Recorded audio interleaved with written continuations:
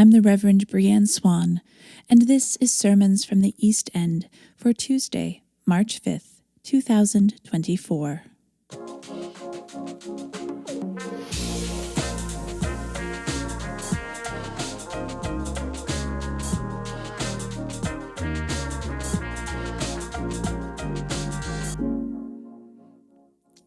It is the third Sunday of Lent already, can you believe it? Today our reflection is one that is very much geared specifically to the East End United community. It speaks especially to our context in this time and space with a very well-known story. Jesus freaking out as he reaches the temple, driving out the money changers and the animals.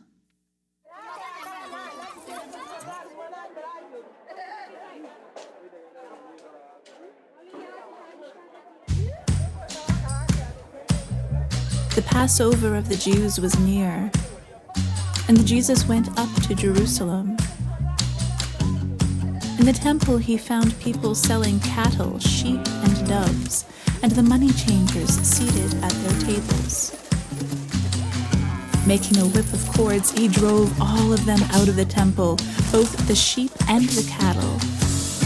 He also poured out the coins of the money changers and overturned their tables. He told those who were selling the doves, "Take these things out of here. Stop making my Father's house a marketplace." His disciples remembered that it was written, "Zeal for your house will consume me." The Jews then said to him, "What sign can you show us for doing this?" Jesus answered them, "Destroy this temple, and in 3 days I will raise it up." The Jews then said, "This temple has been under construction for 46 years, and you will raise it up in 3 days?" But he was speaking of the temple of his body.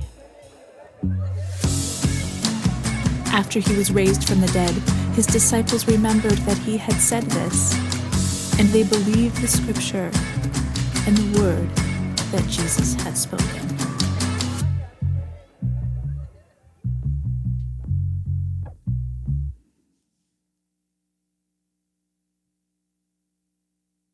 The story of Jesus entering the temple, it's an important story.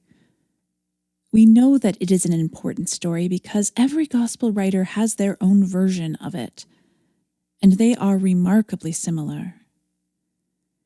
In the synoptics, Matthew, Mark, and Luke, this story happens after Jesus' triumphal entry into Jerusalem, the events we commemorate on Palm Sunday.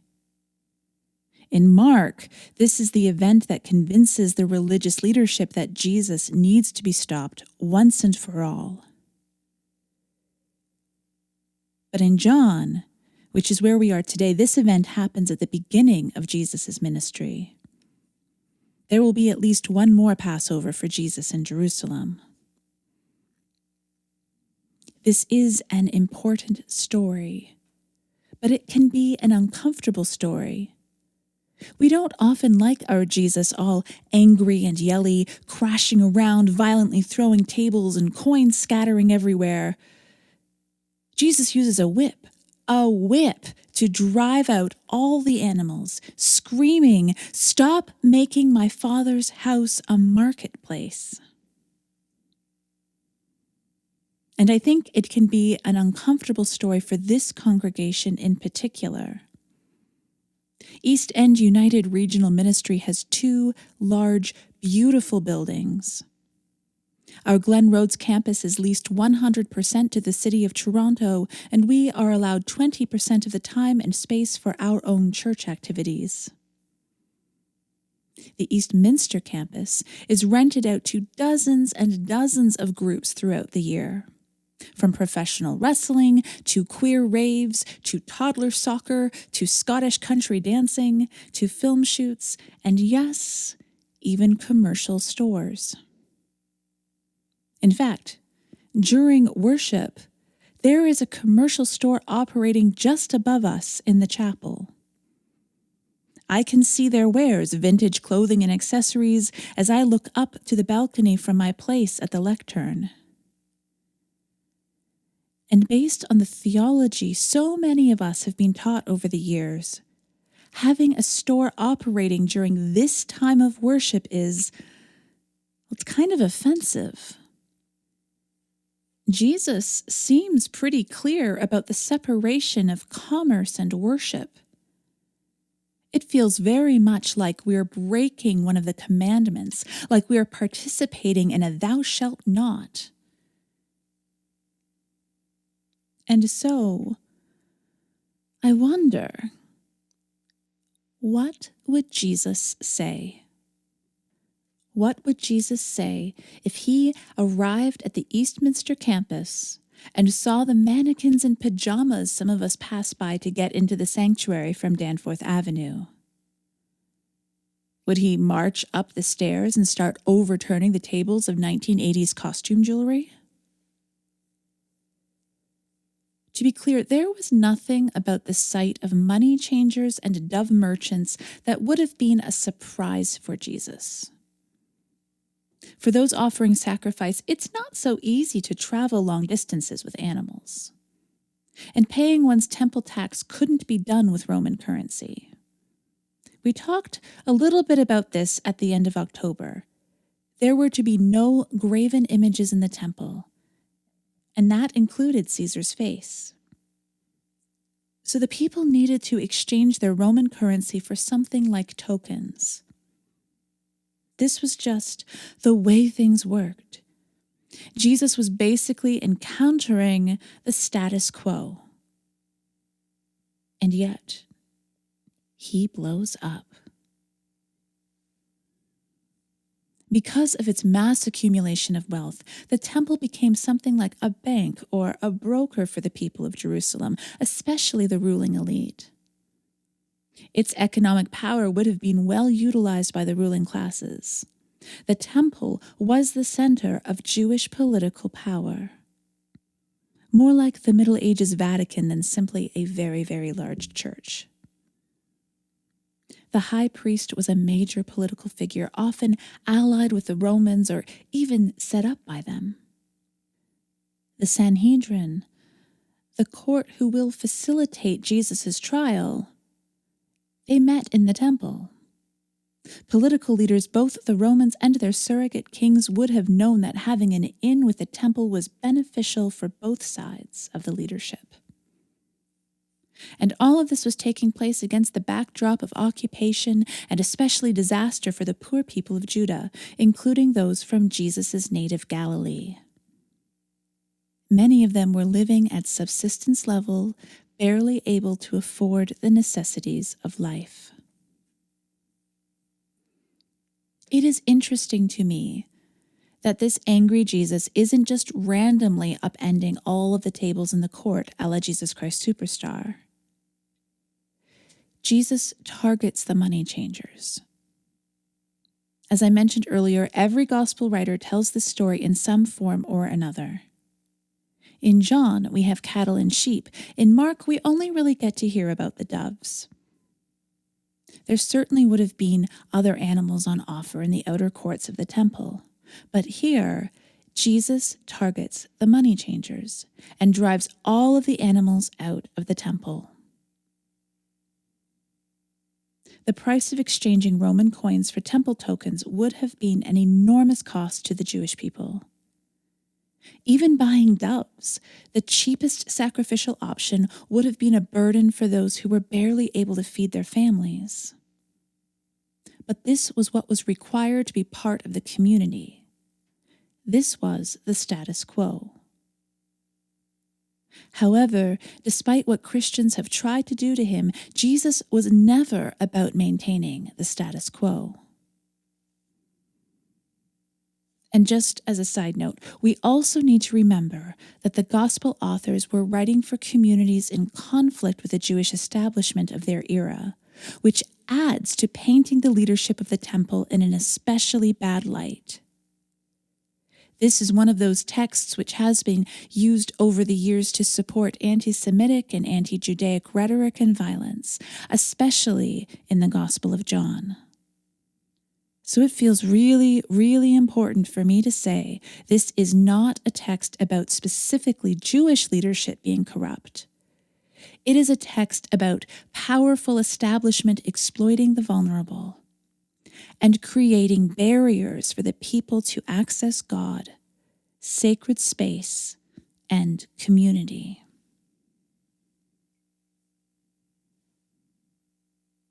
I am a customer of .B, the clothing store in the chapel upstairs at Eastminster. There have been a few times I've run up there with a clothing emergency. Like, I've realized I'm speaking at Shabbat with the Danforth Jewish Circle, but I'm dressed for out of the cold. And Allison, the owner, has always helped me out. .B sells beautiful pre-loved, pre-worn vintage clothing at extremely affordable prices. I've suggested the store to a number of women who didn't have a lot of money for clothes but had job interviews coming up and needed something really nice to wear. And almost everything in the store is recycled. The labels are made from cut-up pieces of cardboard, boots are stuffed with old shoulder pads that have been removed from blazers, even the dressing rooms have been created with reclaimed PVC pipe. It's a beautiful little store, living out so many of the values that East End United shares. Care for community, with its offering access to high-quality clothing at affordable prices. Care for the earth, with keeping clothing out of landfills and the use of recycled furnishings. Care for people, with the rejection of fast fashion practices which can only happen on the backs of impoverished workers making pennies for their labor.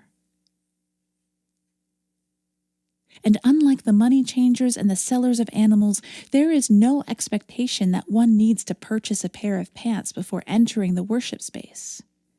There is no price of admission here. .B doesn't create a barrier for our connection to the divine. If anything, I think it demonstrates a way in which market and commerce, which are inescapable in the world we live in, can happen ethically and communally, which in and of itself challenges the status quo. In our postmodern world, it is easy for us to forget, or at least feel removed from how and where the Jesus movement originated. It was a movement rooted in oppression and both the submission and lack of submission to imperial powers. It was dismissed as a religion for women and poor people. Christians do an incredible disservice to our sacred texts if we do not read them through the lens of a people who were at best ill-treated and at worst enslaved. We also do an incredible disservice to these texts if we do not acknowledge that where we came from, a faith born in times of persecution, is not where we are now. This is not to say that there aren't people who identify as Christian who are discriminated against. But in our North American context, Christianity as a religion has traditionally been the faith of the majority, and certainly the identified faith of those exercising secular political power. Christianity sleeps within the bed of empire. Except the umbrella of Christian is pretty large. The Pope is a Christian. Martin Luther King was a Christian. Men who wear hoods and burn crosses are Christians. Sister Helen Prejean is a Christian. So is Desmond Tutu. And Donald Trump. And a lot of people who support him at rallies, which are then covered by the media. Westboro Baptist Church is filled with Christians. It's a problem with the word Christian being used as a noun and not as an adjective. This is the context, then and now, and it is important, very important. But I'm not sure it is the whole point or even the most important point. The exploitation that initiates Jesus' temper tantrum is real, but it's the effect, the separating of those seeking communion with the divine, that I believe has Jesus all fired up. Jesus turns over the tables of coins and drives out the animals, the coins and the animals, but not the people. Not the people, even the people who were participating in the unfair trading of money and sacrifice. Because ultimately, it is reconciliation with God which is Jesus' core message. The anger comes from those placing up barriers to God. But Jesus does not create more barriers himself, even with those he's angry at. They are not excluded. If sin is simply anything that separates us from God, and that is generally how I think about sin, simply anything that separates us from the divine. If that's the case, then yes, the commerce of money changing and animal selling in the outer courts of the temple was sinful. But, and I say this delicately, so long as our core mission in this congregation is to serve God, and therefore serve God's people, because it's impossible to love God and not love their creation. If that remains our core mission, then offering space to stores like Dot and B, which does everything they can to function within the same core values of care that East End United holds, even if they are operating on a Sunday morning, I am okay with that.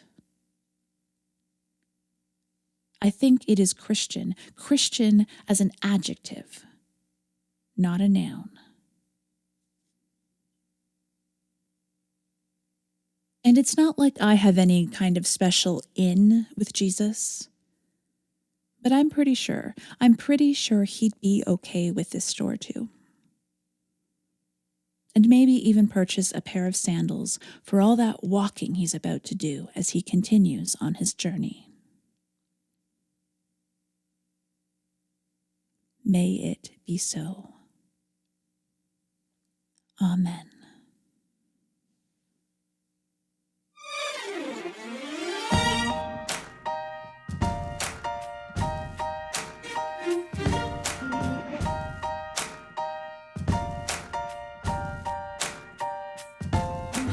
Fear runs deep, spreading like a virus.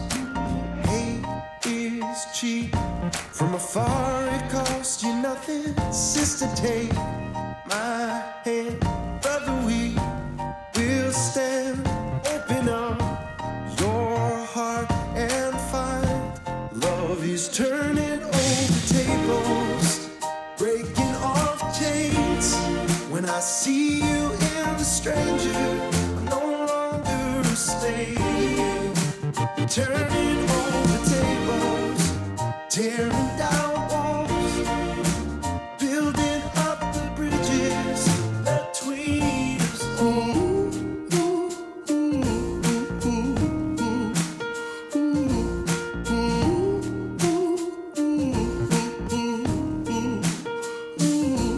Let courage be my willingness to listen, so I can feel the wound inside my heart. Let seeds of peace grow in hearts around us, that trees of hope give shade to all mankind. Sister, take my hand. Brother, we will stand. Open up your heart and find love is turning over tables, breaking off chains. When I see you in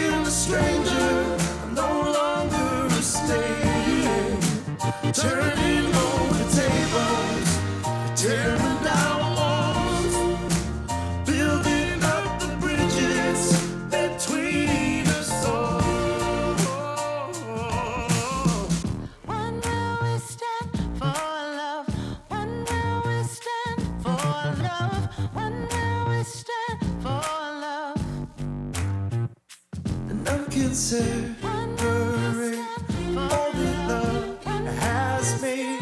We are everyone the same. We refuse to be a brother's enemy. We will stand for all mankind. Sister, take my hand. We are stand open up. Love is turning over tables, breaking off chains. When I see you in a stranger, I'm no longer a slave. Turning over tables, tearing down walls, building up the bridges between us all. Love is turning over tables, breaking off chains. When I see you in a stranger, I'm no longer a slave. Tearing down walls, building up the bridges between us all.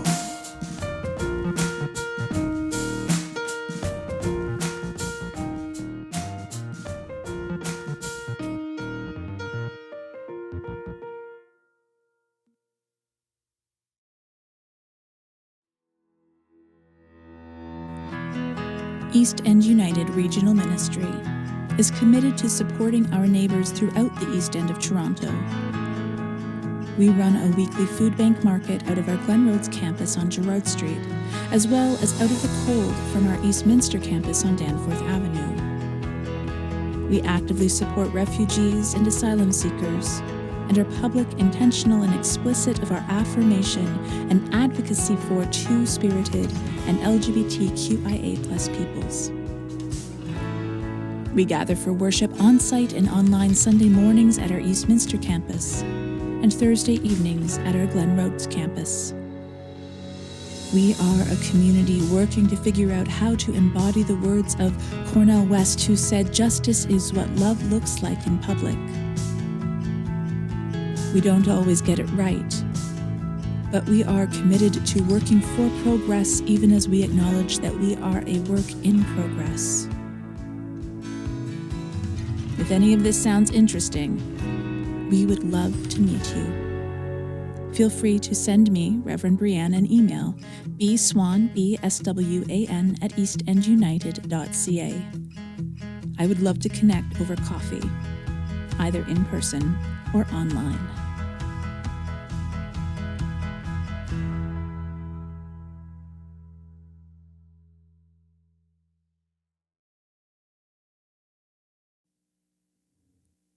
On the Money Changers, from Jesus, Son of Man, by Kahlil Gibran.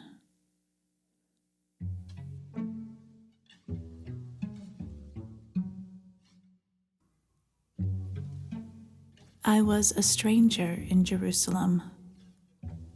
I had come to the holy city to behold the great temple and to sacrifice upon the altar, for my wife had given twin sons to my tribe. And after I had made my offering, I stood in the portico of the temple, looking down upon the money changers and those who sold doves for sacrifice, and listening to the great noise in the court. And as I stood there, came of a sudden a man in the midst of the money changers and those who sold doves. He was a man of majesty, and he came swiftly. In his hand he held a rope of goat's hide, and he began to overturn the tables of the money changers and to beat the peddlers of birds with the rope. And I heard him saying with a loud voice, "Render these birds unto the sky, which is their nest." Men and women fled from before his face, and he moved amongst them as the whirling wind moves on the sad hills. All this came to pass in but a moment. And then the court of the temple was emptied of the money changers. Only the man stood there alone, and his followers stood at a distance. Then I turned my face, and I saw another man in the portico of the temple. And I walked towards him and said, "Sir, who is this man who stands alone, even like another temple?" And he answered me, "This is Jesus of Nazareth, a prophet who has appeared of late in Galilee. Here in Jerusalem, all men hate him." And I said, my heart was strong enough to be with his whip, and yielding enough to be at his feet. And Jesus turned towards his followers who were awaiting him.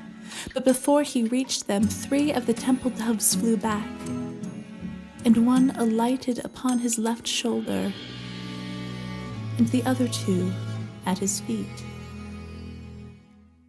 And he touched each one tenderly. Then he walked on, and there were leagues in every step of his steps. Now tell me, what power had he to attack and disperse hundreds of men and women without opposition? I was told that they all hate him, yet no one stood before him on that day. Had he plucked out the fangs of hate on his way to the court of the temple?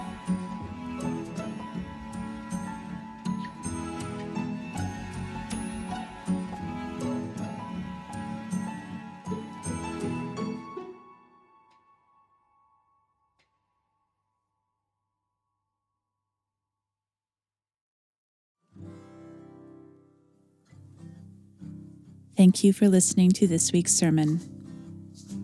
We will be taking a week off because next week, March 10th, is our Music Sunday at our Sunday service. So until we come back, take care of yourselves and each other. We'll see you soon.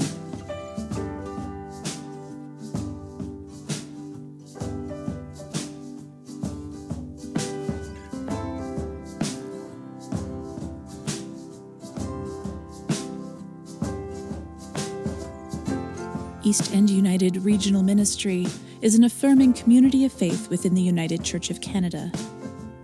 You can learn more about our community, including our many outreach programs, by going to www.eastendunited.ca.